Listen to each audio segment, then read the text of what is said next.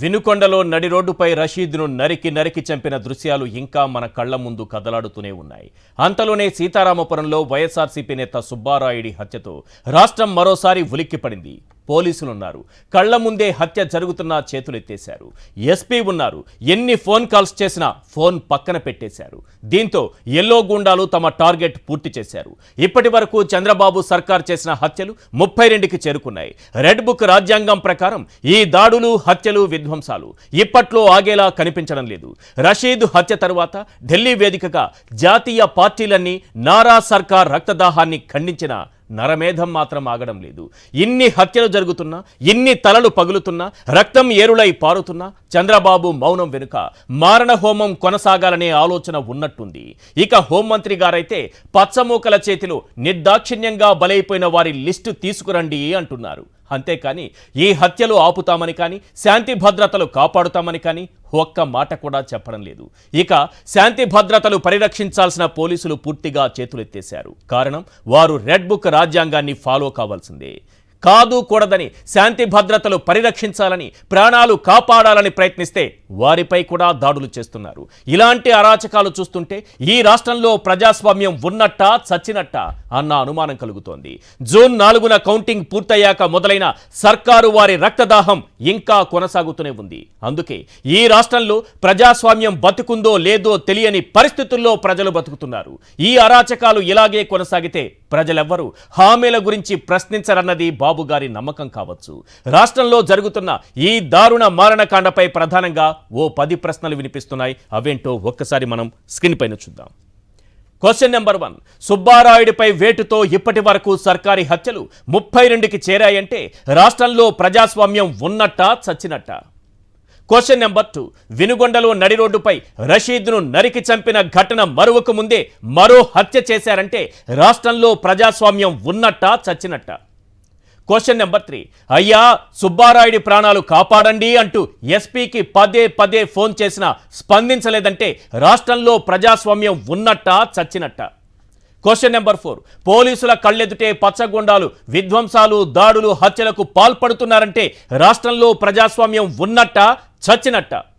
Question number 5, 32 మందిని నరికి చంపడంతో పాటు వందలాది మంది తలలు పగలగొట్టి రక్తం కళ్ళ చూశారంటే రాష్ట్రంలో ప్రజాస్వామ్యం ఉన్నట్టా చచ్చినట్టా?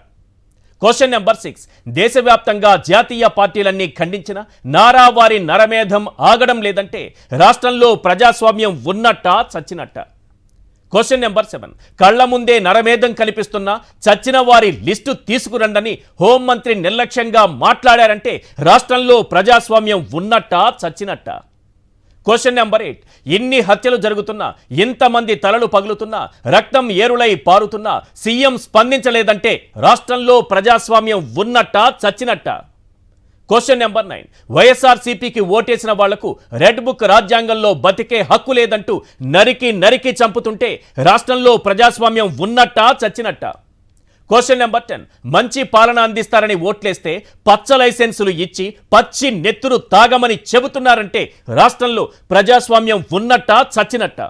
ప్రజలు అడుగుతున్నటువంటి ఈ 10 ప్రశ్నలకు చంద్రబాబు సర్కార్ సమాధానం చెప్పాలి. ఎందుకంటే ఇవన్నీ కూడా సర్కారీ హత్యలే. ఇప్పటికే ప్రతిపక్ష నేత ఇదే విషయాన్ని చెబుతూ వస్తున్నారు.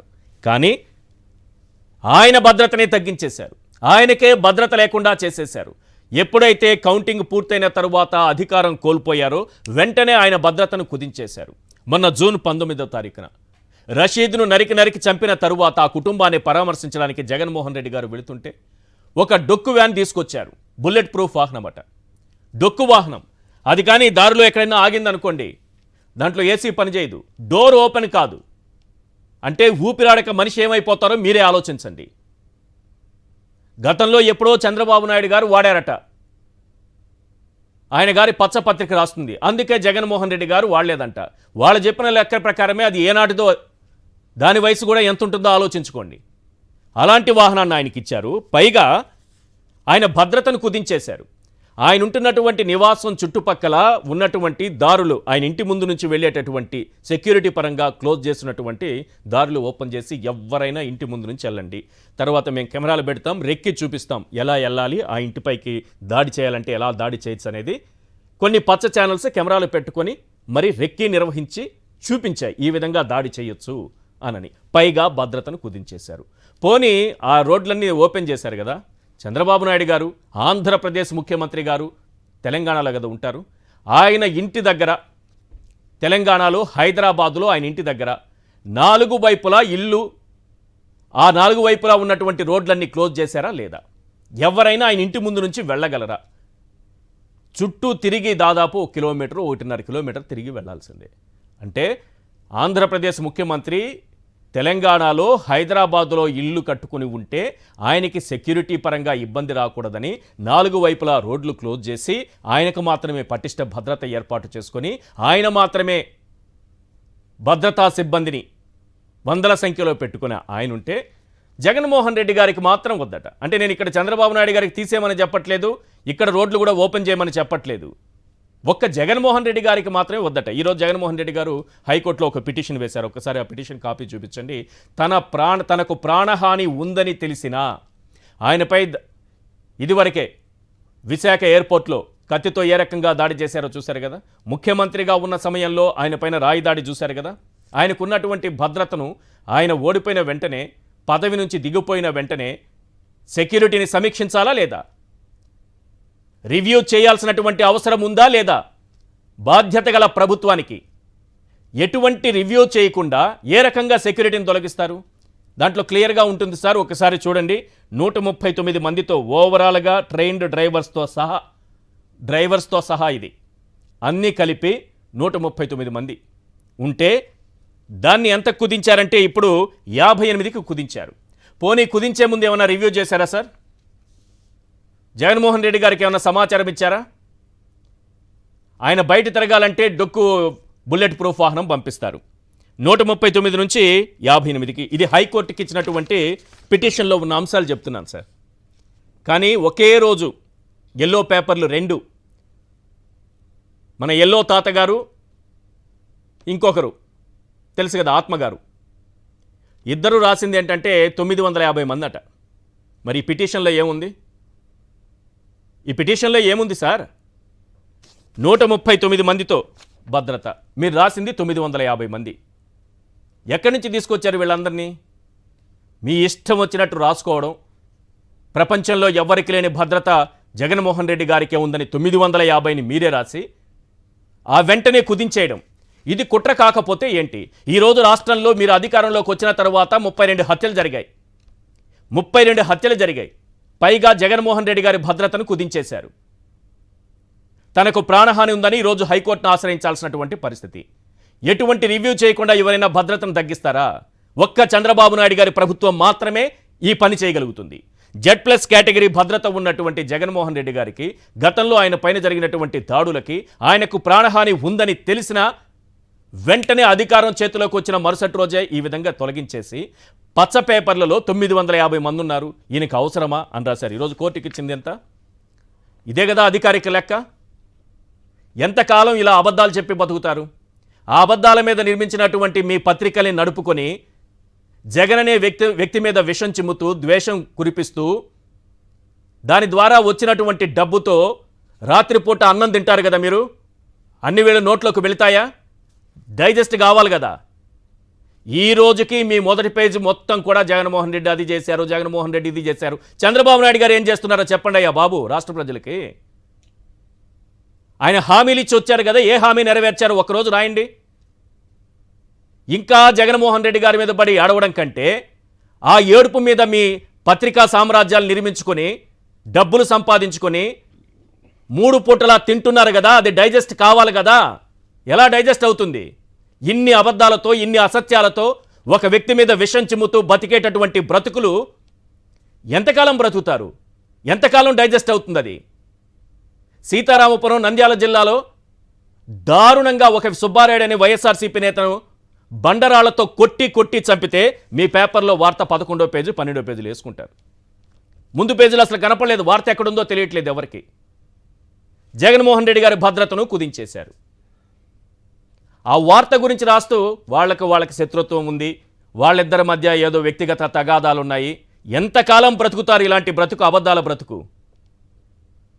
ఎంతకాలం అబద్ధాల మీద మీ పునాదులు మీ పత్రికా పునాదులు నిర్మించుకొని బ్రతుకుతారు. దాని మీద సంపాదించే ప్రతి పైసా, దానితో మీరు తినేటటువంటి ప్రతి అన్నం మెతుకు మీ కడుపులోకి వెళ్ళి డైజెస్ట్ కావాలి కదా సార్. ఎందుకు ఈ అబద్ధాల కూడిదిని బతుకుతారు? ఎంతకాలం బ్రతుకుతారు? హత్య జరిగినప్పుడు హత్య జరిగిందనే వార్త రాయడానికి ఎందుకు భయం మీకు? ఆ వార్తను ఎందుకు తీసుకెళ్లి ఎక్కడో దాచిపెట్టారు? వైఎస్ఆర్సీపీ భర్త టీడీపీ భార్యను కొట్టాడని ఒకనాడు రాశారు కదా, భార్యాభర్తల గొడవల్ని కూడా. ఏమైపోయింది ఈరోజు? సుబ్బారాయుడి హత్య, 30 మంది గూండాలు, అక్కడ పోలీసులు ఉన్నారు, పోలీసుల సమక్షంలో కొట్టి చంపారు. అది ఇక్కడ తమాషా ఏంటంటే పోలీసుల సమక్షంలో కొట్టి చంపారు. ఆ కొట్టి చంపిన వ్యక్తి ఎవరు పక్కన నిల్చున్నాడో చూడండి ఒకసారి, ఏ కండువా వేసుకున్నాడో చూడండి ఒకసారి. పోలీసుల సమక్షంలో జరిగింది ఇది. ఎస్పీ గారికి ఫోన్ చేస్తే కనీసం ఫోన్ కూడా లిఫ్ట్ చేయలేదు. ప్రాణాలు కాపాడండి బాబు అని ఫోన్ చేస్తే ఫోన్ లిఫ్ట్ చేయలేదు. అది వ్యక్తిగతం అంట. అక్కడ చూడండి ఎన్ని కాల్స్ వెళ్ళాయి ఎస్పీకి, అది కాల్ డేటా. ఇది ప్రజాస్వామ్యం, ఇది మన రక్షణ వ్యవస్థ, ఇది మన పోలీస్ వ్యవస్థ. ఈ విధంగా హత్యలు చేస్తూ, దాడులు చేస్తూ, తలలు పగలగొడుతూ, కాళ్ళు నరికేస్తూ, చేతులు నరికేస్తూ జగన్మోహన్ రెడ్డి గారికి భద్రత తగ్గించేశారు. 139 మందితో ఉన్నటువంటి భద్రతను 58కి తగ్గించారు. ఏ కుట్ర లేకపోతే తగ్గించారు, ఏ కుట్రతో తగ్గించారు? వీళ్ళ ఆలోచన ఏంటి? దీనిపైన క్లియర్గా మనం మాట్లాడుకుందాం సార్. జగన్మోహన్ రెడ్డి గారికి తగ్గించినటువంటి భద్రత, దాని వెనుక కారణాలేంటి? వీళ్ళు చేస్తున్నటువంటి కుట్రలేంటి? ఈ రాష్ట్రంలో జరుగుతున్నటువంటి హత్యలేంటి? మొన్నటికి మొన్న జాతీయ స్థాయిలో ఢిల్లీ వేదికగా అందరూ సిగ్గుతో తలదించుకునేలా మాట్లాడారు. ఉమ్మారని చెప్పకూడదు కానీ ఆ విధంగా మాట్లాడారు. అయినా హత్యలు జరుగుతూనే ఉన్నాయి. ఇప్పటికీ మన హోంమంత్రి గారు ఆ లిస్టు తీసుకురండి, 32 మంది లిస్టు అనుకోతే మేడం మీకు చేతులెత్తి నమస్కరిస్తున్నా.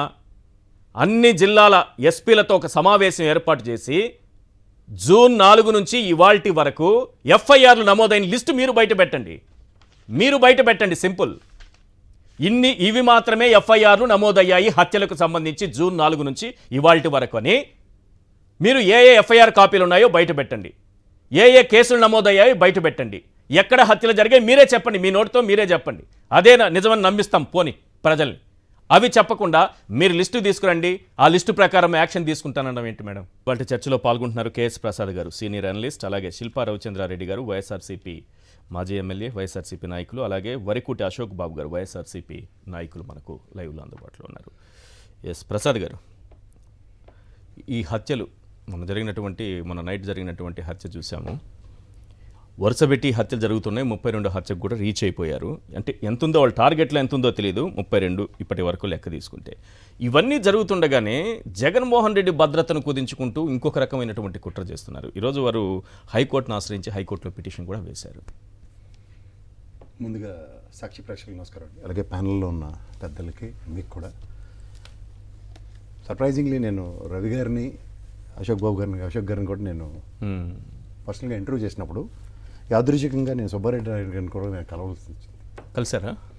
ఇట్స్ రియలీ, నేను ఆయనకి ఈ వేదికగా ఆయనకి శాంతి కలగాలని కోరుకుంటున్నాను. చాలా బాధాకరమైన విషయం అండి. ఎందుకంటే వ్యక్తిత్వం మనిషిది ఎంత గొప్పగా ఉంటుందంటేనండి, దాన్ని హృదయాంతరాలలోకి వెళ్తేనే కానీ ఎవరు గ్రహించలేరు. ఇప్పుడు ఎవరికైనా ఒక పార్టీ పట్ల మమకారం ఉంటుంది. వాళ్ళు ఇది ఒకటి కన్నా దీనికి ఒక అనకాపల్లి ఇన్సిడెంట్ ఒకటి చెప్తాను మీకు. ఇప్పుడు దానికి నంద్యాల ఇన్సిడెంట్ అయినా సరే, ఆయన ఎవరో ఓటు వేయలేదని వాళ్ళ ఇల్లులు కూల్చే కార్యక్రమం చేస్తున్నారు. ఓటు వేయలేదని వీళ్ళు ప్రాణాలు తీస్తున్నారు. ఇప్పుడు ఈ పని వాళ్ళ బోండవమ్మ గతంలో కనుక చేసి ఉంటే, అరే 13 ఓట్లతో ఓడిపోయానని ఐడెంటిఫై చేసి వీళ్ళ వల్ల నేను ఓడిపోయానని కొట్టాడంటే నాకు అర్థం ఉంటుంది. వాళ్ళే దగ్గర నిన్ను వేల మెజారిటీలో వాళ్ళే పెద్ద పెద్ద కబుర్లు చెప్తున్నారు కదా. ఇప్పుడు ఈ గెలుపోటములు అన్న వాటితో గెలిచారు మీరు. గెలిచిన తర్వాత ఈ ప్రజాస్వామ్యంలో ఒక వారం రోజులు, 10 రోజులు, 4 రోజుల పాటు అనిశ్చితి ఉంటుంది. ఎవరైనా సరే ఆవేశాలు ఇదేంటి సార్ 2 నెలలు కంటిన్యూ. నిన్నైతే రిజల్ట్ వచ్చిన దగ్గర నుంచి నిన్న చూసుకుంటే, నిన్న 4వ తారీఖు చూసుకుంటే కన్జాక్టివ్గా 60 days ప్లస్ రోజు రావడానికి కష్టేనా? దీనికి తోడు అనిత గారేమో ఏది లిస్ట్ ఇమ్మంటున్నది. ఏమని జస్టిఫై చేస్తారండి? సేఫ్ ఇన్స్టెంట్ ఆవిడ మాటలకే మాట్లాడదాం. ఇప్పుడు వినుకొండలో రషీద్ని చంపారు, నంద్యాలలో సీతారాంపురంలో సుబ్బారెడ్డి గారిని చంపారు. పోలీసులకి ఎన్నిసార్లు కాల్ చేశారు ఇందాక మీరు విజువల్స్లో చూపించారు. నా దగ్గర కూడా లిస్ట్ ఉంది, దాన్ని ప్రొవైడ్ చేయగలను, చెప్పగలను కూడా. ఇది రాజకీయ హత్యల వల్లకాడ పక్క తీయండి సార్. హత్యలు జరుగుతుంటే అవి శాంతి భద్రతల సమస్య హోమ్ మినిస్టర్ పర్వ్యూలో ఉంటాయి ఉండవా చెప్పమనండి సార్ ఫస్ట్. బేసిక్ కదా ఇది. బేసిక్స్ ఎప్పుడైతే డివేట్ అవుతున్నాయో వాళ్ళు ఏంటంటే ఇప్పుడు ఈ హత్యల మీద నిరంతరం చర్చ అవుతుంది అనగానే ఇవాళ జగన్మోహన్ రెడ్డి గారికి సెక్యూరిటీ తగ్గించారు. ఆయన పిటిషన్ వేశారు కదా హైకోర్టులో. అది కూడా ఎలాంటి భౌగోళిక కబుర్లు చెప్పుకుంటూ వచ్చారు ఆ పకోడీ ఛానల్లో. 950 మంది అని చెప్పారు.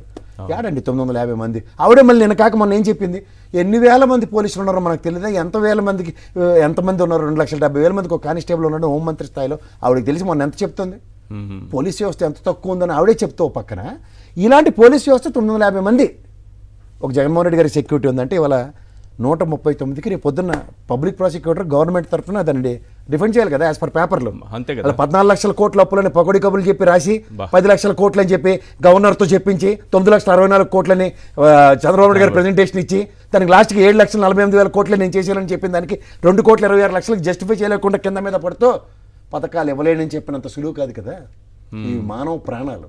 ఎందుకంటే జనన మరణాలు అన్నవి ప్రతి దగ్గర రిజిస్టర్ అవుతాయి. ఇవాళ ఈ విధంగా సంభవించిన మరణాలు పోస్ట్ మార్టంకి లీడ్ అవుతాయి. మీకు ఒకటే చెప్తున్నాను సార్, మీరు పోలీస్ స్టేషన్లో చెప్తున్నారు ఈ 32కి సంబంధించిన గవర్నమెంట్ హాస్పిటల్లో పోస్ట్ మార్టంలు జరిగే లేదా పోస్ట్ మార్టం రిపోర్టులు తీయించండి ఫస్ట్. ఈ హత్యలు పోస్ట్ మార్టంలో అవుతాయి కదా. తర్వాత పోలీస్ ఎఫ్ఐఆర్లు ఇవాళ నాన్నగారు ఇంటర్వ్యూలో చెప్తున్నారు ఎఫ్ఐఆర్లో ఫైల్ చేయట్లేదని. నాకు ఎఫ్ఐఆర్లు ముఖ్యం కాదు, ఇవి పోస్ట్ మార్టంలు జరగకుండా దహన సంస్కారాలు జరిగేలే చెప్పనండి ఫస్ట్. కళ్ళ ముందు చంపిన వ్యక్తి ఇప్పటికే తప్పించుకుని తిరుగుతున్నారు. సుబ్బారాయుడిని కళ్ళ ముందు చంపిన పోలీసుల కళ్ళ ముందు, పోలీసులు అక్కడ ఉన్నారు, ఆయనకి రక్షణగా నిలబడిన వ్యక్తిని కూడా ఇక్కడ నుంచి నువ్వు ముందుగా వెళ్ళిపో అని పోలీస్ స్టేషన్ దగ్గరికి పంపించేసి నువ్వు పోలీస్ స్టేషన్ దగ్గర నుంచి అక్కడ పోలీస్ స్టేషన్లో ఉన్నావని నాకు ఫోటో తీసి వాట్సాప్లో పంపించని చెప్పి వాట్సాప్లో అతను పంపించిన తర్వాత ఈ గోండాలంతా వచ్చారు. పోలీసుల రక్షణ ఇంకెందుకు సార్? నేను ఒకటే చెప్తున్నాను సార్, దీన్ని బట్టి మీకు అర్థం ఏంటంటే modus of operandi Jaganmohan Reddy గారు చెప్పింది ఒకసారి రీకలెక్ట్ చేసుకోండి. This is called modus of operandi. నేను మళ్ళీ చెప్తున్నా, అతి దగ్గరలో మీ పేరు ఈశ్వర్ కాదని జస్టిఫై అవుతుంది. ఈ విధంగా జరుగుతుంది సార్. ఇప్పుడు ఈ విధంగా ఒక డిజైన్డ్ ప్రోగ్రామ్ డెరైవ్ అయినప్పుడు ఆయన పోలీస్ స్టేషన్ దగ్గర ఉంటాడు, ఇక్కడ కూడా ప్రత్యక్షమైన సాక్ష్యాలతో సైతం ఉంటాయి వాళ్ళ దగ్గర. ఈ సబ్స్టాన్షియల్ ఎవిడెన్సెస్ని సప్రెస్ చేయడానికే వాళ్ళు చేస్తున్న ఎత్తుగడల్లో ఆ మోడస్ ఆఫ్ ఆపరెండా మీద ఫస్ట్ అడ్రస్ చేయండి. హత్యలు జరిగాయి అన్నప్పుడు రాజకీయ కక్షలతో వాళ్ళ పార్టీలు వాళ్ళ పేర్లు మార్చుకొని చంపుకుంటున్నారు అన్నది ఓ పక్క ఎస్టాబ్లిష్ చేస్తున్నారు. మీ దగ్గర లింగలింగం అనుకుని ఒకటే ఛానల్ ఉంది సాక్షి, వాళ్ళ దగ్గర 10 ఉన్నాయి. 10 మంది ప్రవక్తల్లా చెప్తున్నప్పుడు వచ్చే అట్రిబ్యూషన్స్కి మీ దగ్గర సస్టైనిటీ కూడా లేదు. అంచేది ఏంటంటే 950 అన్నది వాళ్ళ ప్రజలలో బుర్రలో ముద్రలు వేసిన తర్వాత ఆ బారికేడ్లు అన్ని తీసిన తర్వాత ఎంత స్వేచ్ఛగా తిరుగుతున్నామని చూపించిన తర్వాత అక్కడ ఉన్న 950 మంది కాదు 139 అని ప్రూవ్ చేసే సబ్స్టాన్షియల్స్ మీ దగ్గరే ఉన్నాయి. ఇది గమనించండి ఫస్ట్. ఇది మోడస్ ఆఫ్ ఆపరెండా అంటే. మీకు ఆల్రెడీ ప్రొవోక్డ్ 950 మంది అని ఓదరగొట్టిన తర్వాత ఇప్పుడు జనజీవన స్రవంతి ఎలా తిరుగుతుందో చూడండి. వాళ్ళ మీడియా వాళ్ళు ఎప్పుడైతే వీడియోలు తీశారో that itself is a clear cut విండెక్. ఇది గ్యారంటీగా ఇది ఎస్టాబ్లిష్ చేయడానికి వాళ్ళు గ్రౌండ్ ఎలా తయారు చేస్తున్నారు అన్నది. అపార్ట్ ఫ్రమ్ దట్ మీరు ఇందాక చెప్తున్నప్పుడు ఇన్స్టంటేనియస్గా రియాక్ట్ అవ్వాల్సిన చీఫ్ మినిస్టర్ గారు సంయమనాన్ని పాటిస్తున్నారు. ఇక్కడ కూడా సంయమనం ఉంటుంది చెప్తున్నాను. ఎవరితో? సంబంధిత కలెక్టర్లతోనూ సంబంధిత ఐపీఎస్ ఆఫీసర్లతోనూ ఇన్స్టెంట్ రియాక్టివ్ మోడ్ కనుక ఎప్పుడైతే ఎస్టాబ్లిష్ అవుతుందో దీని మీద ఇప్పుడు ఏమవుతుందంటే గతంలో మీరు చెప్పండి ఆక్టోపస్లు గ్రేహాండ్స్ ఇలాంటివన్నీ మేము ఎందుకంటే నక్సలైట్లని యాజ్ వెల్ యాజ్ రాయలసీమలో ఫ్యాక్షనిజాన్ని నిర్మూలించడానికి అని చెప్పిన వాళ్ళు తదనంతరం వచ్చిన రాజశేఖర రెడ్డి గారు ఇచ్చిన పిలుపు మేరకు ఫ్యాక్షనిజం అనేది పూర్తిగా సప్రెస్ చేస్తే మనందరికన్నా శిల్పారావు గారికి బాగా తెలుసు. వాళ్ళ ఫ్యామిలీ సంగతి తెలిసిన వాడు ఎవడైనా మాట్లాడమంటే ఏం మాట్లాడతారన్నది కూడా అందరికీ తెలుసు. కానీ మాటకు కట్టుబడిన వాళ్ళ యొక్క ప్రేరణ ఎలా ఉంటుందంటే మాట తీసి ఒట్టు తీసి గట్టు మీద పెట్టినప్పుడు ఉన్నప్పుడు అలాగే నేటి చేతులు కాళ్ళు ఉంటాయి. గతంలో రామసుబ్బారెడ్డి గారు చెప్పలేదు, మేము కూడా ఫ్యాక్షన్లన్నీ మానుకొని మానవుడు ఇచ్చిన పిలుపు సప్రెస్ అయి ఉన్నాము. తెగిస్తే ఇది ఎంతసేపు సార్? మీ ఇంటికి అంత దూరం వాళ్ళ ఇంటికి అంతే దూరం ఉంటుంది. 2 ఇళ్ల మధ్య దూరం ఒకటే విధంగానే ఉంటుంది. కానీ ఎవరు ముందు అడుగేస్తున్నాడు అంతా గమనించుకోమనండి. ఈ రాజకీయ కక్షలు రాజకీయ పార్టీలు ఈ రాజకీయం అనేది 5 సంవత్సరాలు శాశ్వతం కాదు. ఈ విధమైన ధోరణితో వీళ్ళకి ఒకరుంటే వాళ్ళకి 10 మంది ఉండొచ్చు, వాళ్ళకి 10 మంది ఉంటే వీళ్ళకి 50 మంది ఉండొచ్చు. కానీ మొమెంటరీ అడ్వాంటేజెస్ తీసుకుని వ్యవస్థతురుగా చేస్తున్న దాష్టికాయలకి ఎక్కడో దగ్గర పుల్ స్టాప్ చర్మాంకం పాడకపోతే ఈ రాజకీయ రక్తదాహానికి ఈ ఫ్యాక్షన్ అనేది మళ్ళీ తెర మీదకి తీసుకొస్తే ఎన్నాళ్ళ బట్టి అనుభవం నా అనుభవం రంగరించి నేను ఫ్యాక్షన్ నిర్మూలించాను. తదనంతరం వచ్చిన ముఖ్యమంత్రులు కూడా దాన్ని పాసిఫై చేసి ఇవాళ సప్రెస్ చేస్తే ఏ చదువులు బాట మీద పడుతున్నప్పుడు ఏ రవికి చేతకలేదా ఎన్నాళ్ళు బట్టి కూర్చొని ఒక హాస్పిటల్ కేసుల కోసం 3 సంవత్సరాలు నిరంతరం శ్రమించి ఇవాళ ఆ కాలేజీలో అడ్మిషన్ చేసి కూర్చున్నాడండి. దాని మీద ఏ రోజులు పబ్లిసిటీ చేసుకున్నాడు అతను. అది మోడస్ ఆఫ్ ఆపరెండా ఈ విధంగా చేయింది వైఎస్ఆర్సీపీని ఎందుకు గమనించలేకపోతున్నారు? ఈ వరికోట అశోక్ బాబు నియోజకవర్గానికి సత్వర సేవ చేసుకున్న నియోజకవర్గం కాదని ఇంకో నియోజకవర్గానికి వెళ్ళి పార్టీ ఇచ్చిన పిలుపుకి పనిచేసిన ఉదంతాలు వీళ్ళకి తెలియవా? ఇవి ఎందుకు చెప్తున్నానంటే వాళ్ళు నియోజకవర్గం పట్ల వాళ్ళ నంద్యాలలో ఎంతమందికి పట్టా భూములు ఇవ్వగలిగారు, ఎంతమందికి ఇల్లు నిర్మాణాలు చేసే స్టాటిస్టిక్స్ ఉన్నాయి. వేమూరులో జరిగింది నేను చెప్పగలను. వరికోట అశోక్ బాబు అక్కడికి వెళ్ళిన తర్వాత నుంచి జరిగిన పరిణామాలు నేను సంతరించుకుని చెప్పగలను. ఒక ఆడపిల్ల అభంశోభం తెలియని ఆడపిల్ల బండి కాల్చేశారు అక్కడ. చాతకానుడు చూడండి, మూలన్న ముసలమ్మను పొడి చేయడం సామెత ఉంటుంది. ఇవన్నీ దేనికి నాంది పలుకుతున్నాయి? వీళ్ళు ఇవాళ నంద్యాలలో ఒక భార్య అడుపు తగిలితే ఆవిడకు కూడా నరికారు. రాయలసీమ సంస్కృతి గురించి మాట్లాడతారు కదా చాలా మంది, ఆడవాళ్ళు చిన్నపిల్లలకు జోలికి వెళ్ళమని. ఇదేనా సంస్కృతి? కాదు సార్, రక్తదాహం ఎన్నాళ్ళని డిమార్క్ చేస్తారు వీళ్ళు. అంటే భయభ్రాంతులకు చేస్తే భయానికి ఇంకోసారి రాజకీయాలు చేయకుండా ఇలాగా కూర్చుని పేర్లో పడి ఉంటారు అనుకుంటున్నారా? ఈ రేపు 78 సంవత్సరాల దగ్గర రాష్ట్ర దేశం కంప్లీట్ చేసుకుంటున్న దగ్గర ఈ స్వతంత్రంలో ఒకళ్ళను పక్కింటి పొడుచుకోవడానిక, లేదా రాజకీయ కక్షలను పెంచుకుంటూ నిరంతరం నిర్మూలించుకోవడానిక? దీనికి మనం ప్రజాస్వామ్యం అని పేరు పెట్టుకున్నామా? దగ్గర 60% ఓట్లు వేశారు కదా. మీకు గతంలో 39 చిల్లర వచ్చినప్పుడు ఈసారి కూడా 39 చిల్లర పై వచ్చి దగ్గర 40% రెండు పార్టీలకు కన్ఫైన్ అయినప్పుడు 20% ప్రజలను ఎలా ప్రసన్నం చేస్తారన్నదే కదా ఎలక్షన్. ఈ 20% ప్రజలకు కోసం మీరు రాజకీయాలు చేస్తారంటే వీళ్ళకి ఇలా హత్యలు అని కావాలా? ఏమైనా మెనూ డిసైడ్ చేసి ఇచ్చారా మీకు? ఇలా ప్రతిదీ పక్కదారి పట్టించి రాజకీయ నేపథ్యానికి తరలేపింది ఎవరండి? ఇది ఆద్యం పోచారు. ఎందుకు? 100 కోట్లే రాష్ట్ర ఖజానాలో ఉన్న దగ్గర పల్లెత్తు మాట్లాడకుండా ప్రజల సంక్షేమమే నాకు కావాలి, ప్రజలు బతికితే బట్టగడితే నాకు చాలా అనుకుని. ఎందుకంటే హుదూతులితో వాళ్ళతో ఎఫెక్ట్ అయినారు సార్. కరోనా మందు కన్నా రాష్ట్రం ఉన్న దైవ పరిస్థితి చెప్పండి. ఇలా హంగులు ఆర్భాటాలకి వేషాలకి భాషలకి వెళ్ళదైనా వేషాలకి పోలే ఎరుబోగులలో ప్రజల్ని పరిరక్షించుకుని కూర్చున్న పాపానికి 2 సంవత్సరాలు కరోనా పాండమిక్ సిచ్యువేషన్ అడ్రస్ చేసి ఫస్ట్ 3 years ఆయనకి ఇవ్వాల్సింది ఏంటంటే కన్సిడరేషన్ కూడా ఇవ్వని. ప్రజలకు ఏం చెప్పాలి నాకైతే అర్థం కావట్లే. అంటే ప్రజల్ని పరిరక్షించడం తప్ప హుదూతులి తుఫాన్లో రోడ్లు వేసాం, పాల ప్యాకెట్ ఇచ్చాం, పెట్రోల్ కొట్టించాం అంటే తర్వాత నెక్స్ట్ డే నుంచి వాడికి పెట్రోల్ డబ్బులు ఎవరిచ్చారు? ఈ ప్రభుత్వం వచ్చిందాక ఆర్థిక సంస్కరణల రూపంలో ఇచ్చిన సంక్షేమ ఫలాలు ఏ విధంగా అక్కడికి వచ్చాయి కనుక్కోమనండి. కుటుంబాలు ఎలా నిలబడ్డాయి చూసుకోమనండి. ఇవన్నీ గమనిస్తూ ఇవాళ వీళ్ళకి ఏంటంటే దాటవేత ధోరణి. అక్కడ ఆ చిన్నపిల్ల చచ్చిపోయిన నీళ్ళలో పడి ఏం జరిగిందో దాన్ని కప్పిపుచ్చడానికి ఇమీడియట్ గా జగన్మోహన్ రెడ్డి గారి మీద ఇవాళ ఇంత దాష్టికాలు జరుగుతుంది. దీని మీద చర్చలు లేపించారు కల్లా సెక్యూరిటీ అంశాలు తెర మీద తీసుకొస్తారు. ఎన్నాళ్ళండి అబద్ధాలతో ఎన్నాళ్ళు కాలం గడుపుకుంటారండి? నిజం నిప్పులండి సార్. ఎక్కడో దగ్గర దాహనం ఆ రావణ కాస్ట్ వస్తే బయటికి తట్టుకోలేరు. బంగ్లాదేశ్ ఏమైనా అతీతమా? నిన్న కాక మొన్న కదా ఎలక్షన్స్ ఎన్నాళ్ళైందండి ఎలక్షన్స్ హసీనా గారిది. ఎలాంటి పరిస్థితి ఉందో చూడండి. ప్రజల బడబాటిని నిరంతరం సప్రెస్ చేస్తూ ఇంటికి వెళ్ళి పెన్షన్లు ఇచ్చే పరిస్థితి నుంచి వాళ్ళ రోడ్డు మీద నిలబెట్టి ముష్టి వాళ్ళకి ఇచ్చినట్టు ఇస్తున్న పరిస్థితిని చూస్తుంది. ఇది ఎక్కడ బాధ అండి? ఇది ఎక్కడ బాధ? ప్రతిదానికి ఉద్యోగ కల్పనకే పెద్దపీట వేస్తామని చెప్పి 20,000 ఉద్యోగాలు, 2 లక్షల ఉద్యోగాలు, 2 కోట్ల ఉద్యోగాలు ఎన్డీఏ ప్రభుత్వం పిలుపుకి ప్రత్యక్షంగానో పరోక్షంగా ఒక ఆపన్నహస్తం కింద 5,000 రూపాయలు ఆన్రోర్యంతో వాళ్ళకి ఏదో కడుపు తిప్పలు పడకుండా చూసుకునే దగ్గర ఆత్మాభిమానం నిలబెట్టిన ఉద్యోగాలను కూడా అందులో 70% ఆడపిల్లల ఉద్యోగాలు తీసి ఏం సాధిస్తున్నారు సార్ వీళ్ళు? రైట్. శిల్పా రవి గారు, మొన్న జరిగినటువంటి సీతారామపురంలో జరిగినటువంటి హత్య ఒకసారి ఈనాడు దినపత్రిక చూస్తే సార్ ఎంత సింపుల్గా 10వ పేజీలో రాశారంటే అర్ధరాత్రి బండరాయితో మోదీ వృద్ధుడి హత్య అంట. అర్ధరాత్రి బండరాయితో మోదీ వృద్ధుడి హత్య అంతే. ఒక చిన్న వార్త 10వ పేజీలో కనిపిస్తోంది. ఒక రాజకీయ హత్య పోలీసుల సమక్షంలో పోలీసులు చూస్తూ ఉండగా ఆయనకు రక్షణగా ఉన్నటువంటి వ్యక్తుల్ని కూడా అక్కడి నుంచి పోలీసులు పంపించిన తరువాత పోలీసులు నిలువరించలేని స్థితిలో 30 మంది ఏకకాలంలో దాడి చేసి ఆయన భార్య చేయి నరికి అతన్ని బండరాయితో మోదీ చంపితే టీడీపీ నాయకుడు సింపుల్గా అర్ధరాత్రి బండరాయితో మోదీ వృద్ధుడి హత్య అని చూపిస్తారు సార్ వీళ్ళు. ఇంతకంటే దారుణం ఉంటుందా? ఒకసారి చూపించాలి, ఒక్కసారి చూపించండి. బండరాయితో మోదీ వృద్ధుడి హత్య అంట.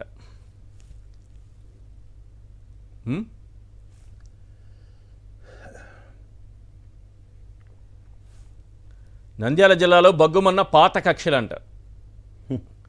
ఒక టీడీపీ నాయకుడు వైఎస్ఆర్సీపీ నాయకుడిని అర్ధరాత్రి పూట నరికి చంపితే ఎంత సింపుల్గా రాశారంటే ఇది పరిస్థితి. ఏంటి సార్ అసలు ఏం జరిగింది అక్కడ? నమస్కారం ఈశ్వర్ గారికి, అలాగే ప్యానెల్లో ఉన్న పెద్దలందరికీ కూడా నమస్కారం సార్. నమస్తే. అయితే సార్ నిన్న సీతారాంపురం అనేది జస్ట్ ఒక ఫ్యాక్షన్ విలేజ్ లాంటిది. గతంలో ఎప్పుడు కూడా ఏజెంట్లు అనేవాళ్ళు అక్కడ కూర్చోవడం అనేది ఎప్పుడు కూడా చూసిండు.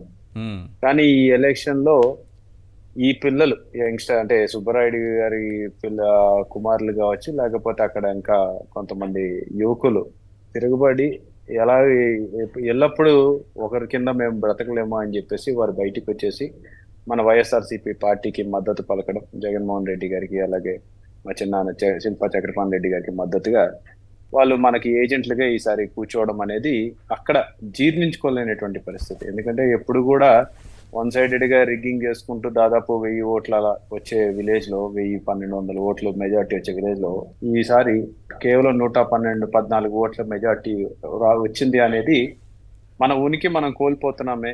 ఈ రకంగా అయితే మనకి ఎవడు భయపడ్డు, మనకి భయపడకపోతే ఎవడు మనకి రేపొద్దున ఓట్లు వేయరు అని ఒక ఆలోచనతోటి, ఒక దుర్మార్గమైన ఆలోచనతోటి భయం సృష్టించాలి, భయభ్రాంతులకు గురి చేయాలి. ప్రజలు మనల్ని చూస్తేనే భయపడి మళ్ళీ మనం చెప్పినట్టుగా వినాలి అన్న ఒక ఆలోచనతోటి ఈరోజు ఆ కుట్ర, ఆ ఒక హత్య జరిగిందని చెప్పడానికి అక్కడ ప్రజలే సాక్ష్యం. ఇక్కడ దీంట్లో నిజంగా బాధాకరమైన విషయం ఏంటంటే ఇంత పెద్ద హత్య జరిగితే కూడా దీని ఏదో చాలా సింపుల్ అంటే ఒక సామాన్యమైన ఇన్సిడెంట్ లాగా దీన్ని కొట్టిపాడేయడం చూస్తూ ఉంటే ఎవరో దొంగలు చాలా బాధ గుడిసెల్లో దూరి దొంగిలించుకొని పోతూ ఉంటే వృద్ధుడు కర్ర తీసుకొని వాళ్ళని వెంబడిస్తే వాళ్ళు ఏదో అనుకోకుండా అతన్ని కొట్టి చంపి పారిపోయినట్టుగా సింపుల్ గా రాసేశారు. చాలా అంటే అసలు అంటే ఒక మనిషి ప్రాణానికి విలువ ఇంతేనా? అసలు ఒక మనిషిని ఇంట్లోంచి లాక్కొచ్చి రాత్రి 12 గంటలకి ఇంట్లోంచి లాక్కొచ్చి భార్య కాపాడనీకి అడ్డొస్తే ఆమెని కూడా నరికి ఆమె దాని మీద చనిపోయినాడా లేదా అని చెప్పేసి మళ్ళీ చెక్ చేసుకొని, చనిపోకపోతే మళ్ళీ బండరాయి తీసుకొచ్చేసి ఆయనని మోదీ హత్య చేసి దాని తర్వాత అక్కడ ఇంకా ఒకటి అంటే మీకు సుబ్బరాయుడు కాకుండా సుబ్బరాయుడు ఒక్కడే కాదు, ఇంకొక 2-3 ఇళ్ళ మీద కూడా అక్కడ దాడి జరిగాయి. దాంట్లో మరొక వృద్ధుడు, ఆయన కూడా 60 సంవత్సరాల పైగా ఉన్న వ్యక్తి, 4 సంవత్సరాల క్రితం ఆయనకి ఏమంటారు బ్రెయిన్ లో ఒక బ్రెయిన్ స్ట్రోక్ వచ్చి ఆయనకి మాటలు పడిపోయినాయి, కరెక్ట్ గా నిల్చోలేడు. అటువంటి వ్యక్తిని కూడా 4 సంవత్సరాల క్రితం బ్రెయిన్ స్ట్రోక్ వచ్చి మాట్లాడలేని వ్యక్తి, నిల్చోలేని వ్యక్తిని కూడా కింద పడేసి కొట్టి హింసించి, ఆడోళ్ళని కొడితే వాళ్ళు కడుపు చూపిస్తా అంటే అసలు కడుపు మొత్తం నల్లగా అయిపోయేసి వాసిపోయి, అంటే ఆడోళ్ళని కొట్టడం అంటే మేము ఎప్పుడు కూడా రాయలసీమలో నిజంగానే ఇందాక అన్నట్టుగా ప్రసాద్ గారు అన్నట్టుగా ఎప్పుడు కూడా ఆడోళ్ళ జోలికి పోరు, పిల్లల జోలికి పోరు అనేది ఉండేది. అసలు ఈ ఫ్యాక్షన్ అనే విశ్వ సంస్కృతి దాదాపు రాజశేఖర రెడ్డి గారి హయాంలో 2004లో ఆయన దగ్గరుండి కృషి చేసి చర్మగీతం పాడించి అందరినీ ఈ రోజు ఊర్లలో ప్రశాంతంగా బతకగలుగుతున్నారు. తిరిగి ఈ రోజు మళ్ళీ ఫ్యాక్షన్ వైపుకి ఈ ప్రభుత్వం తీసుకెళ్లడం చూస్తుంటే నిజంగా మాకు కూడా చాలా బాధ అనిపిస్తుంది. 5 సంవత్సరాలు మేము కూడా అధికారంలో అక్కడ పోలీసులు ఉన్నారు కదా సార్, ఈ హత్య జరుగుతున్నప్పుడు అక్కడ పోలీసులు ఉన్నారా? ముందే సమాచారం ఉందా? పోలీసులకి సమాచారం అందిస్తే పోలీసులు అక్కడికి వెళ్ళడం జరిగిందండి. నిజం ఇంకొక ఇన్సిడెంట్ అంటే చాలా మంది ఏ ఇన్సిడెంట్ అంటే అక్కడికి వచ్చింది 3 కానిస్టేబుల్, ఒక ఎస్ఐ గారు వస్తే కానిస్టేబుల్ ని కూడా కొట్టారు, ఎస్ఐ గారిని కూడా మంటల్లో తగలబెడతామని చెప్పేసి బెదిరించి అక్కడ వాళ్ళ కళ్ళ ముందే జరగడం అనేది ఇంకా అసలు అంటే పరిస్థితి ఎంత దారుణంగా ఉంది ఈ రాష్ట్రంలో అనేది అర్థం పడుతోంది. కాదు సాక్షాత్తు వాళ్ళ ముందే హత్య చేయడం అంటే సాక్షులు వాళ్లే. ఈరోజు ఈ కూటమి సర్కారు చేస్తున్నటువంటి హత్యకు సాక్షులు ఎవరంటే పోలీసులే.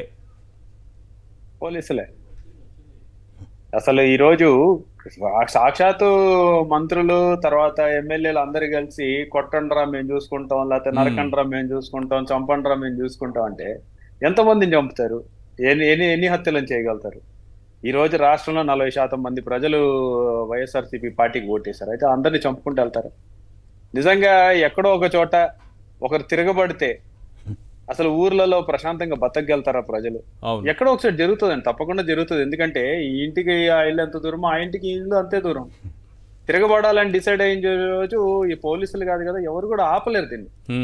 అందుకనే మనం ఈ కక్షలు ఇవన్నీ ఉండకూడదు అని చెప్పేసి 5 సంవత్సరాల పాటు ముఖ్యమంత్రిగా ఆ రోజు జగన్మోహన్ రెడ్డి గారు ఉంటే మొట్టమొదటిగా మాకు చెప్పింది ఏంటంటే ఇవన్నీ పక్కన పెట్టండి, అందరినీ సమానంగా చూడండి. రాజకీయాలు అయిపోయినాయి, ఎలక్షన్లు అయిపోయినాయి, ఇప్పుడు ప్రజలందరూ మనకి సమానమే అని చెప్పేసి పథకాల దగ్గర నుంచి లేకపోతే తప్పుడు కేసులు పెడితే కూడా దాన్ని పెట్టనీయకుండా ఎక్కడా కూడా ఒక తప్పుడు కేసు పెట్టినట్టు చూపిమని చెప్పండి 5 సంవత్సరాలు. కరెక్ట్. లేకపోతే ఒకరిని రాజకీయంగా మట్టు పెట్టినట్టు చూపిమని చెప్పండి. ఒక 2004 నుంచి ఒక రాజకీయ హత్య జరిగినట్టయినా చూపిమనండి అక్కడ. అంటే ఎప్పుడు లేని విష సంస్కృతిని మళ్ళీ తీసుకొస్తున్నారు. ఈ గ్రామంతో ఆగదు కదా, పక్క గ్రామాలకు అంటుకుంటాయి, మళ్ళీ అక్కడి నుంచి ఇంకోటి. దాన్ని ఒకసారి పెంచి పోషించిన తర్వాత ఇది మన చేతుల్లో, అంటే ఆపడానికి మన చేతుల్లో ఉండదండి. ఒకసారి చేయి దాటిపోయిన తర్వాత ఎవరేం చేయలేరు. ఎస్పీ గారికి కూడా నిన్న అదే తెలుసు. అసలు యాక్చువల్ గా మట్టు పెట్టాల్సింది ఇంకొక 3 కూడా చంపనికే వచ్చారు అక్కడ. వాళ్ళు అక్కడ లేకపోవడంతో వాళ్ళు బతికిపోయారు. అవును. ఈ రోజు అంటే ఇంకా వాళ్ళు లేరు కాబట్టి వాళ్ళ ఇంట్లో ఆడవాళ్ళని కొట్టిపోయింది. ఇంట్లో ఆడవాళ్ళని కొట్టిపోవడం అనేది నిజంగా ఇంకా అంటే ఆలోచించుకోవాలి. మరి ఇంకా తెలుగుదేశం నాయకులు ఏమని చెప్పి ప్రజలకి ఏం మాట చెప్పేసి వాళ్ళ అధికారంలోకి వచ్చారో ఈ రోజు వాళ్ళు ఏం చేస్తున్నారు అనేది కూడా ప్రజలు కూడా గమనిస్తున్నారు. ఈ శ్రీనివాసరెడ్డి అయింది ఇప్పటి వరకు దొరకలేదా సార్ పోలీసులకి? ఇంకా ఇప్పటికైతే దొరకలేదు సార్. దొరుకుతాడా అసలు? పోలీసులు ఏం యాక్షన్ తీసుకుంటారో, ఎలా యాక్షన్ తీసుకుంటారో కూడా చూడాలి. నిన్న వెళ్ళి మేమందరం అయితే రిప్రజెంటేషన్ ఇచ్చాము, ఒకటే చెప్పాము, ఈ సంస్కృతి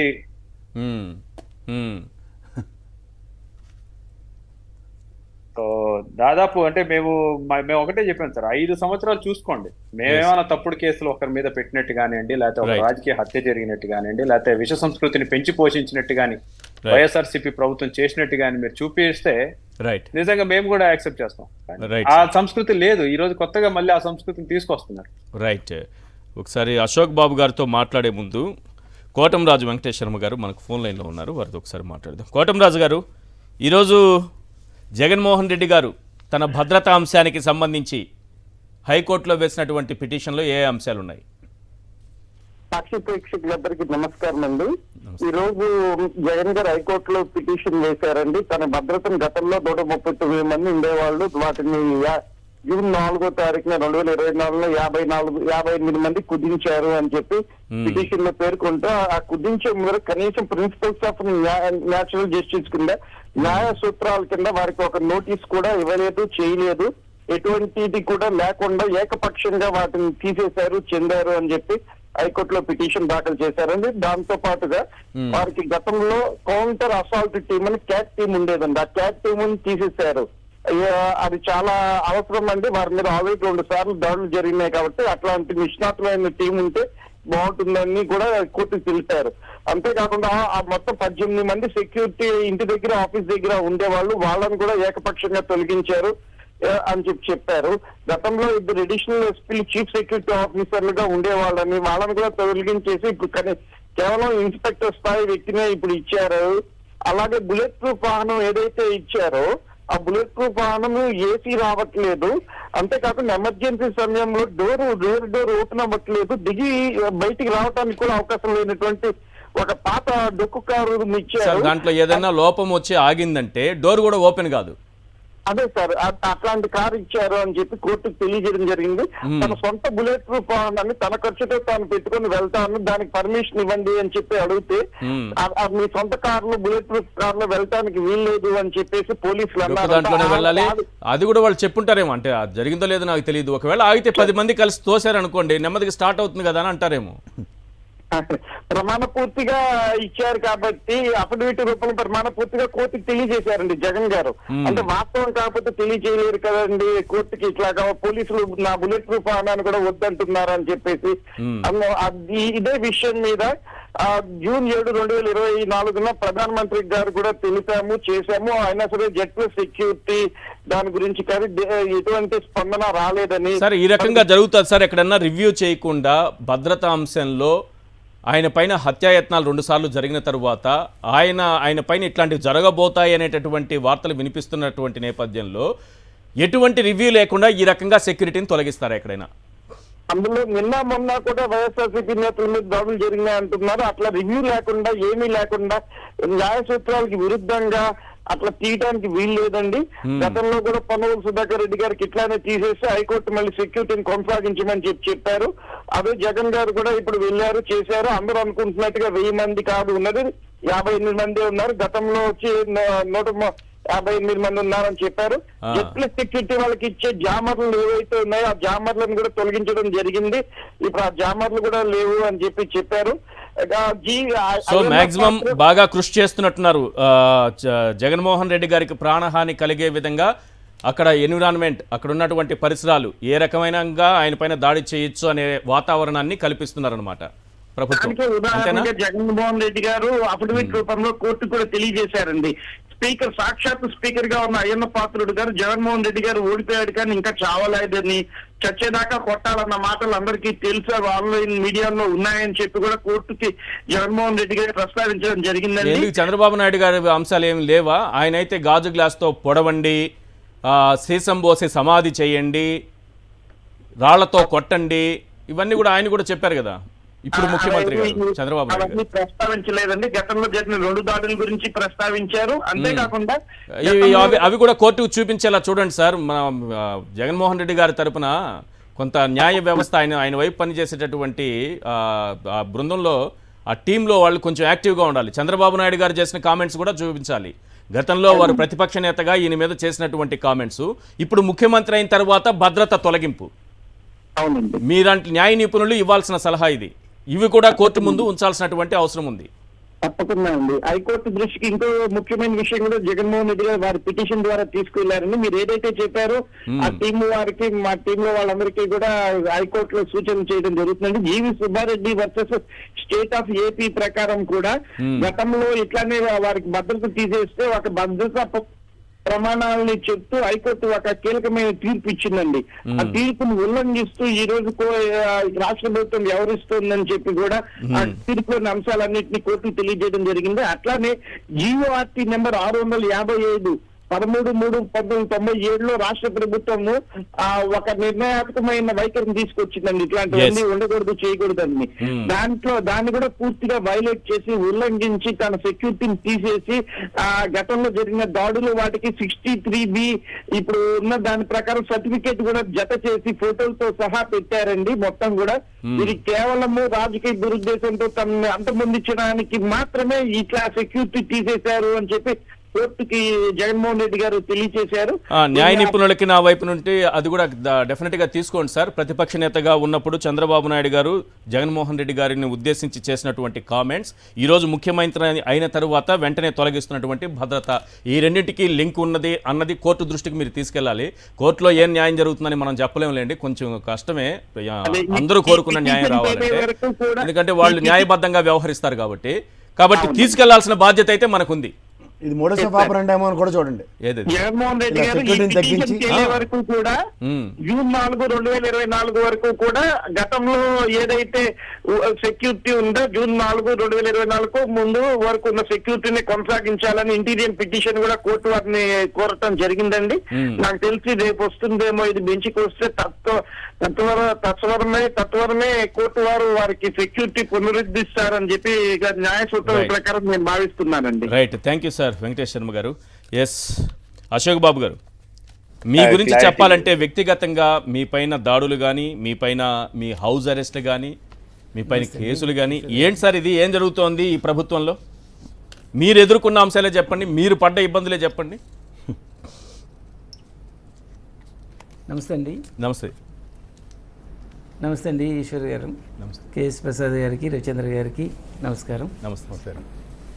వేమూరు నియోజకవర్గంలో మా మీద విపరీతమైనటువంటి దాడులు జరుగుతూ ఉన్నాయి.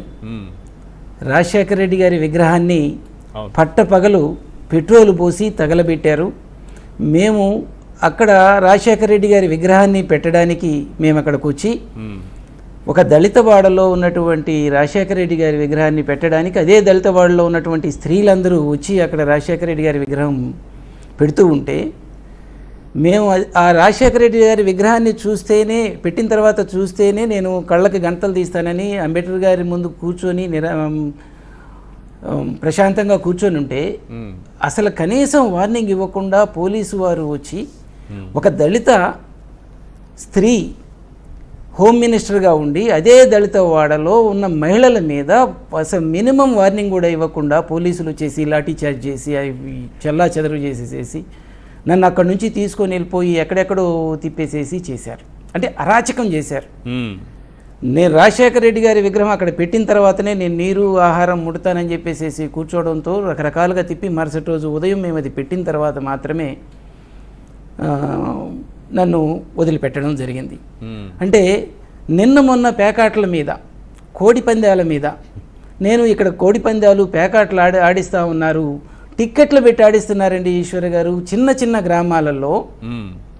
డేరాలు కట్టి కోడి పందాలు చూడడానికి 100 రూపాయలు 200 రూపాయలు టిక్కెట్లు పెట్టి ఆడిస్తున్నారంటే చిన్న చిన్న కుటుంబాలని వ్యసనాలకు బానిసలుగా చేసి మోడస్ ఆపరెండి ఇంతకు వాళ్ళని ముందు చెప్పారు ఇంకా కదా, మన ఇంకా కేఎస్ ఇంకా ప్రసాద్ గారు పేదవాళ్ళగా చెప్పారు కదా చేయాలనేది సార్, ఈ ఇక్కడ యాడ్ తెలుగుదేశం చేయాల్సి ప్రభుత్వం, ఈ అనిపిస్తుంది. కూటమి ప్రభుత్వం కొడాలి చేస్తున్నటువంటి. నాని గారిని ఏదో క్యాసినో అని అదని అవునవును, కేఎస్ ఇదని ప్రసాద్ రాసి, గారు చెప్తా ఉన్నారు.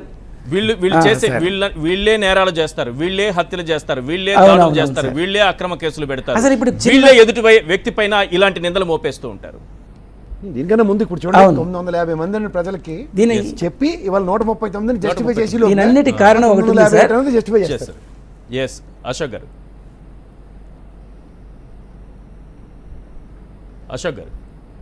సార్ ఈశ్వర్ గారు, ఎస్. దీని అన్నిటికీ కారణం అంటే ఈ వరుస హత్యలు, వరుస దాడులు జరగడానికి కారణం ప్రేరణ ఏంటనేది చూడాల. ఈ ప్రేరణ ఎవరనేది చూడాల. ఈ ప్రేరణ రెడ్ బుక్ రాజ్యాంగం, లోకేష్ బాబు ఈ వరుస హత్యలు చేయడానికి ప్రేరేపిస్తుంది ఈ రెడ్ బుక్ రాజ్యాంగం. అంటే మామూలుగా పోలీసు వాళ్ళు చూస్తూ ఉంటారు వరుస హత్యలు జరుగుతూ ఉంటే దీనికి ఏంటనేది.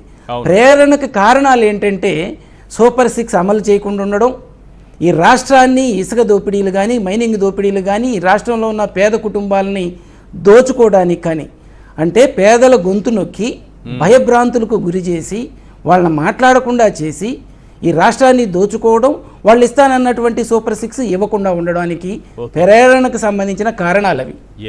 ప్రేరేపించిందేమో ఇదే లోకేష్ బాబు గారు ఉన్మాదులను తయారు చేశారు. ఈ రాష్ట్రంలో ప్రజల్ని, తెలుగుదేశం వాళ్ళని ఉన్మాదులుగా తయారు చేసి ఆంధ్రప్రదేశ్ మీదకు పంపించారు. మీకు చేతనైతే, తెలుగుదేశం కూటమికి చేతనైతే జగన్మోహన్ రెడ్డి గారు చేసినటువంటి సంక్షేమ పథకాలు కానీ, జగన్మోహన్ రెడ్డి గారు చేసినటువంటి పాలనని పోటీ పడండి, అందించండి. అంతేగాని ఈ రకంగా జగన్మోహన్ రెడ్డి గారిని అడ్డు తొలగించుకుంటానికి, ఆయన భద్రత తీసేయడానికి మీరు ప్లాన్ చేస్తూ ఉన్నారు.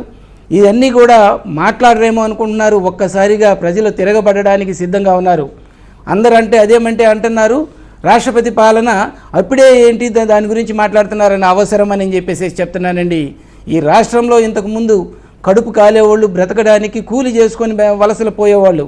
కానీ ఈ రోజున చంద్రబాబు నాయుడు గారి ప్రభుత్వం, లోకేష్ బాబు గారి రెడ్ బుక్ రాజ్యాంగాన్ని చూసి బ్రతకడానికి వలసలు పోయే పరిస్థితుల్లోకి ఆంధ్రప్రదేశ్ వచ్చింది. ఆంధ్రప్రదేశ్ ప్రజలు వచ్చారు.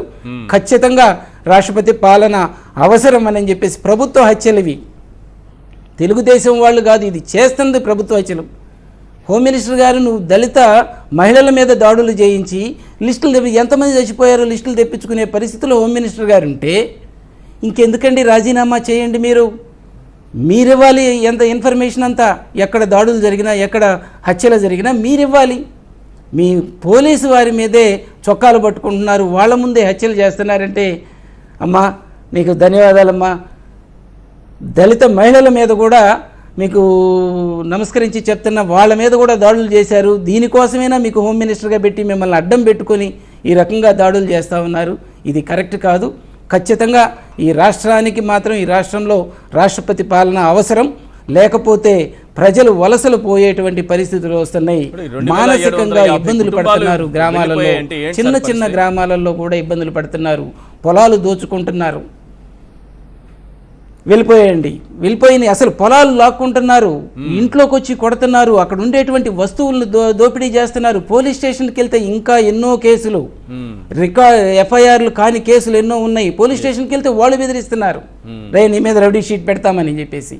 అరాచకంగా ఉంది ఈశ్వర్ గారు. అసలు గ్రామాల్లో బ్రతకలేని పరిస్థితుల్లో ఉన్నారు, చెప్పుకోలేకపోతున్నారు. ఇది మేధావులందరూ ఏమయ్యారో, ప్రతిపక్ష పార్టీలు ఏమైపోయినాయో దీని మీద ప్రశ్నించడానికి మరి పవన్ కళ్యాణ్ గారు ఎందుకు గమ్ముకుంటున్నారు? ఎందుకంటే ఆయన మంచి ఉద్యమకారుడేమో, ఆయన భాష భావాజాలం అంతా చూస్తే మా సామాజిక వర్గం అంతా హీరోగా చూశారు. కానీ ఈ రోజున నోరు మెదపట్లేదు, బాధపడుతున్నారు. ఏంటి ఇట్లా తయారైపోయాడు పవన్ కళ్యాణ్ గారని. రేపు బీజేపీ ఒక రాష్ట్రంలో జరిగితేనేమో బీజేపీ మాట్లాడుతుంది. ఈ కూటమిలో ఉండి ఇంత అరాచకాన్ని బీజేపీ ప్రభుత్వం బీజేపీ పార్టీ మాట్లాడలేదంటే చాలా బాధేస్తా ఉంది. Yes. అసలు ఈ రాష్ట్రం ఏమైపోతుందని బాధేస్తా ఉంది ఈశ్వర్ గారు. రైట్ ప్రసాద్ గారు. సరే, ఈశ్వర్ ఖచ్చితంగా గారు, ఒక చిన్న 5 సంవత్సరాలు విషయం దాకా చెప్పాలనుకుంటున్నాను. ఆగిపోతుందని చెప్పేసి అనుకోవట్లేదు. ఎస్ శిల్ప గారు. యా, ఇందాక మాట్లాడుతూ అంటే ఈ ఎల్లో మీడియాలో కానివ్వండి, లేకపోతే చాలా మంది తెలుగుదేశం నాయకులు మాట్లాడేది జగన్మోహన్ రెడ్డి గారి ఇంటి ముందరంతా కూడా అంటే ఎవరిని ప్రజల్ని తిరగనీయకుండా చేశారు, గేట్లు పెట్టేశారు, అది ఇది అని చెప్పేసి నానాక రచ్చ నానాక హంగామా చేసి అంటే ఒక ముఖ్యమంత్రిగా జగన్మోహన్ రెడ్డి గారు ఒక ముఖ్యమంత్రి స్థాయిలో ఉన్నారు కాబట్టి వారి సెక్యూరిటీ విషయంలో పోలీసు వాళ్ళు తీసుకున్నటువంటి భద్రతా చర్యలు. అవును, ఈ రోజు కూడా మీరు చంద్రబాబు నాయుడు గారు ఈ రోజు ఆంధ్రప్రదేశ్ కి ముఖ్యమంత్రి, హైదరాబాద్ లో ఉండరు కదా, హైదరాబాద్ లో చంద్రబాబు నాయుడు గారి ఇంటి ముందర ఉన్నటువంటి పరిస్థితి చూడండి. అవును, అక్కడ ఎవరినైనా పోనిస్తారా? థరోఫేర్ ఉందా ఈ రోజుకైనా సరే? ఈ రోజే కాదు, 20 సంవత్సరాల నుంచి ఆ రోడ్లో ఎవరిని పోనీయండి. 4 వైపులా సార్, గేట్ 4 వైపులా పెట్టేస్తారు, మీకు గేట్ గుర్తుంది. దాటి ఆ 10 టీవీ ఎవరిని వెనుక మీరు అనేక సార్లు అప్పుడు 10 టీవీలో డిబేట్స్ కూడా వచ్చేవాళ్ళు. ఆ 10 టీవీ వెనకనే కదా, వెనక లైన్ లోనే కదా ఉంది. Jubilee check. ఆ 4 వైపులా ఎక్కడ ఏ అవును, రోడ్లు Jubilee వైపు check post. వెళ్ళడానికి అవకాశమే లేదు అక్కడ. ఎవరిని అది అది బాగా క్లియర్ రోడ్, అటుపక్కకి ఇటుపక్కకి. ఎందుకంటే మేము జూబ్లీస్ లో చిన్నప్పుడు తిరిగేవాళ్ళం, ఆ రోడ్ లోంచి నడుచుకుంటూ వెళ్ళిపోయే పరిస్థితి. ఈ రోజు అసలు ఎవరు కూడా అటు ఇటు తిరగనీయలేదు. 20 సంవత్సరాల నుంచి బ్లాక్ చేశారు. ఎవరు ఉంటున్నారు? 20 సంవత్సరాల నుంచి 4 వైపులా 4 రోడ్లు బ్లాక్. ఆంధ్రప్రదేశ్ కదా. చక్రబంధం కరెక్ట్, చుట్టుపక్కల చాలా మంచి పాయింట్ చెప్పారు. మీకు అదే మరి ఇంకా దాని గురించి వాళ్ళు చెప్పాలి కదండి. ఆంధ్రప్రదేశ్ లో కనీసం అంటే ముఖ్యమంత్రిగా ఆయన అక్కడ ఉన్నాడు అంటే ఉంది, ఆయన అక్కడ లేరు కదా. అయినా సరే ఎందుకు మరి అంటే వాళ్ళు చేస్తేనేమో కరెక్ట్, ఇంకొకరికి సెక్యూరిటీ ప్రొవైడ్ చేస్తేనేమో అదే కుట్రలో భాగమే సార్ అదంతా. రవి గారు మీరు చెప్తున్నట్టు ఈ రకంగా ఉంటుంది. కాదు రవి గారు, మీరు చెప్తున్నప్పుడు ముఖ్యమంత్రి అన్నప్పుడు, ముఖ్యమంత్రి కానప్పుడు కూడా 4 వీధులు బంధాలే, చక్ర బంధాలే. మీరు ఇది అదే గమనించండి. ముఖ్యమంత్రి కాదు, అసలు ఆ రాష్ట్రంలో కూడా ఉండరు కనీసం. అది. అరే ఆ రాష్ట్రంలోనే ఉంటున్నారా, తెలంగాణలో ఉంటున్నారా అంటే ఒక అర్థం ఉంది. దీన్నే ఆ మోడస్ ఆఫ్ రాష్ట్రంలో కూడా ఆపరెండి ఉండట్లే అంటారు కదా సార్. ఇప్పుడు. కరెక్ట్. రవి గారు దీన్నే మోడస్ ఆఫ్ ఆపరెండి అంటే వాళ్ళు చేస్తున్నవి యువతలోడు చేస్తాడని ప్రజలను భ్రమించేలా చేయడం, దానికి మీడియాల త్రూగా వదలకూడదు. ఇది మీకు ఇంకోటి సినిమా దాని చెప్తాను. వాళ్ళ మీడియా ఉంది కాబట్టి వాళ్ళు చెప్పింది కరెక్ట్. అందుకని ప్రజలకు ఇప్పుడు అర్థమయ్యే భాషలో చెప్పాలంటే, ఇప్పుడు 164 స్థానాలు వచ్చి కలకల్లాడుతూ పట్టాభిషేకం చేసుకున్న చంద్రబాబు నాయుడు గారికి జస్ట్ లైక్ బాహుబలి సినిమా. ఇంకా నిజంగా పట్టాభిషేకం రానాగడికి చేస్తున్న టైంలో మీరు గమనించలేదో రవి, బాహుబలి అనే పదానికి ఎంత వైబ్రేషన్స్ వస్తాయో, ఇవాళ అపోజిషన్ పార్టీలో ఉన్న జగన్మోహన్ రెడ్డి గారికి రాష్ట్ర వ్యాప్తంగా అంత వైబ్రేషన్స్ ఉన్నాయి. అది వాళ్ళకి జస్టిఫై కావట్లేదు. జస్టిఫై కానప్పుడు వచ్చే ఉపద్రవం ఏంటంటే, ఇదేంటి ఇలా జరిగింది అంచేది ఏం చేయాలి? ప్రజల్ని భయభ్రాంతులకు గురి చేస్తే, వాళ్ళ పాలనలో జరిగింది బాహుబలి సినిమాలో కూడా భయభ్రాంతులకు గురి చేస్తే కూడా అవుట్కమ్ ఎలా బరస్ట్ అయిందంటే, ఎవడో ఒక నిజంగా నెట్టనిలో నిలబడిన వాడు ఉంటే ప్రజల యొక్క మనోగతాలు ఎలా మారుతాయి అన్న చూడండి. ఇప్పుడు వరికోట అశోక్ బాబు గారు ఉన్నారు, ఆయన కొండేపులో 1800 మందికి పెన్షన్లు వస్తున్నాయి, కానీ ఇదే కళ్ళ గంటలు నిరాహార దీక్షలు ఈ కార్యక్రమాన్ని అప్పటి నుంచే నాంది పలుకుని కూర్చున్నాడు ఆయన. అంచేత పోరాటానికి పటిమ కలిగిన వాడు, వాళ్ళ కళ్ళ గంటలు గట్టు కూర్చున్నాడు, తిండి మాయన కూర్చున్నాడు, విగ్రహం పెట్టారా లేదా? అలా ఎవరైనా సరే తన నియోజకవర్గాన్ని తను పరిరక్షించుకునే యోధులను తయారు చేసిన జగన్మోహన్ రెడ్డి తాత్కాలికంగా భయభ్రాంతులకు గురి చేస్తే, ఇందాక రవి గారు చెప్పారు కదా, అదే రాయలసీమలో అదే ఇంటికి ఎంత దూరం ఉంటుందో అలా పాటి అడుగులు లెక్క పెట్టుకోలేరా? అంచేత ఓపిక చూపిస్తున్న వాళ్ళకి, సంయమనం పాటిస్తున్న వాళ్ళకి పిల్లినే రూమ్లో పెట్టి కొడితే తిరగబడుతుంది అన్నప్పుడు, రాయలసీమలో పౌరుషాలకి గడ్డని వాళ్ళే చెప్పుకుంటారు కదా, మరి రాయలసీమ పౌరుషాలు వీళ్ళు ఒక్కలేని చూపించగలరేటే? వాళ్ళు చూపిస్తే ఎవరికి నష్టం? రాష్ట్ర ప్రైడ్కి నష్టం. అంచేత అశోక్ బాబు గారు చెప్పినట్టు ఎవరు నోరు తెరవకూడదు, ఏ హామీ చంద్రబాబు నాయుడు గారు నెరవేర్చలేదు, నెరవేర్చరు కూడా భవిష్యత్తులో అనేటటువంటి పరిస్థితులు. వాళ్ళ బాధ ఆక్రందన ఏంటంటే, ఇప్పుడు ఇందాక రవి గారు చెప్పింది గమనించారా? ఆ నియోజకవర్గంలో ఆ గ్రామంలో ఎన్ని ఓట్లు ఉన్నాయి, ఎన్ని పడ్డాయి, ఎందుకు ఇప్పుడు పడలేదు అన్న దాని మీద కడుపుమంట వాళ్ళకి. మీకు అర్థమవుతుందా? They want to conquer the entire.